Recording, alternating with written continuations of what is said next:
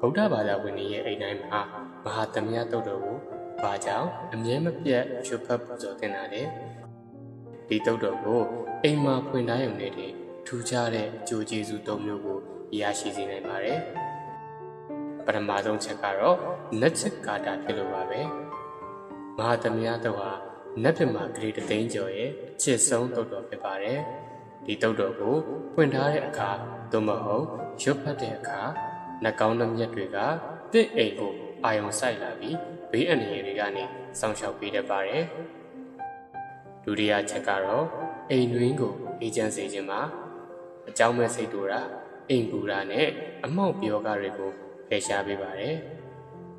မဟာသမယတုတ်ရဲ့ဆွမ်းပကားကြောင့်အိမ်သူအိမ်သားတွေကြားမေတ္တာဓာတ်တွေကူးဆက်ပြီးတော့စိတ်ချမ်းသာမှုကိုရရှိစေပါတယ်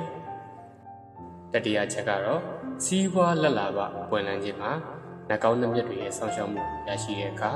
ကိုယ်လောက်ကင်သမျှလောက်ကင်တွေမှာအနှောက်အယှက်ကင်းဝေးပြီးတော့လမ်းကြောင်းတစ်တွေပွင့်လာတတ်ပါတယ်။ဒါကြောင့်ပဲရှေးလူကြီးတွေကစီးပွားတက်ချင်ရင်မဟာသမယတုတ်ကိုအမြဲပွင့်ထားဖို့တိုက်တွန်းကြတာပါ။ဒါကြောင့်မိတ်ဆွေတို့ရဲ့နေ့စဉ်ဘဝမှာဒီအေးမြတဲ့တုတ်တော်ကိုနားထောင်ပြီးတော့ကုသိုလ်ယူလိုက်ရအောင်လား။အားလုံးပဲဘေးကင်းကြပါစေ။သာဓုသာဓုသာဓု